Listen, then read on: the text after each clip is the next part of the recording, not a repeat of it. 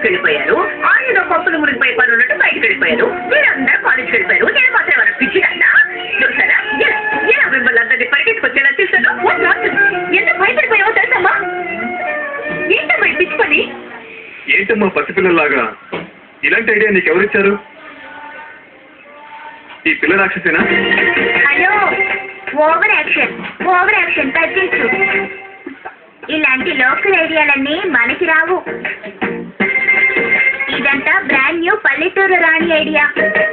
నేను సిటీ గర్ల్ని, తెలుసు కదా?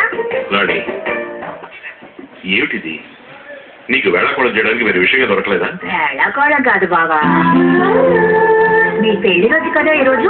అక్క మీరు జీవితాంతం సంతోషంగా ఉండాలి. అందరం కలిసి దేవుడికి పూజ చేయించి ప్రార్థించుకోవాలని నేను కోరుకోడు తప్ప. నువ్వు కోరుకోవడం దాంట్లో తప్పేం లేదు రాణి. అందుకని ఇలా పిచ్చి ఐడియా వేసావు చూడు. అదే నిజమే. ఒకవేళ నీకు జరగకూడదు ఏమైనా జరుగుంటే అప్పుడు ఏం చేయాలరా అని కంగారు పడుతూ నేను భయపడి పరిగెత్తుకుంటూ వచ్చాను. వచ్చేటప్పుడు పై ప్రాణం పైనే పోయింది. అసలు ఏం భార్య నువ్వు? భార్యనండి. ఈ తెలివితేటలు మీ అక్క దగ్గర చూపించకపోయావా? వచ్చిందా తను? ఎవరు అమ్మ? తను ఎందుకు వస్తుంది? అయ్యో, నువ్వు పెద్దమ్మకు ఫోన్ చేసావా? వచ్చేస్తుంది. వచ్చేస్తుంది. సరే పదండి, అందరూ వెళ్ళి దేవుడికి దండం పెట్టుకున్నాం. నీ భార్యకి తెలివితేటలేమని ఆ దేవుడు పెడుతున్నా. బాబా ఉన్నది చాలా. రండి అందరూ వెళ్ళాం. రండి బాబా. ఇంత పెద్ద లాయరమ్మ ఇంట్లో డ్రైవర్ ఉద్యోగం చేస్తున్నాను. 2012లో ఎంతమంది అమ్మాయిని చూశాను. వీళ్ళందరూ కూడా నన్ను పెళ్లి చేసుకోవడం కుదరదు అని చెప్పేశారు. ఈ 2013లో నేను చూసిన అమ్మాయిలో ఏదో ఒక అమ్మాయి నేను నచ్చాను అని చెప్పాలి.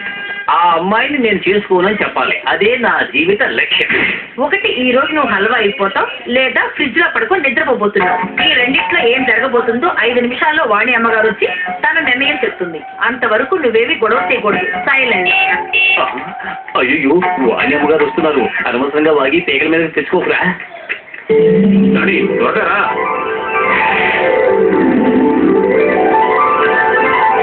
నమస్కారమ్మా.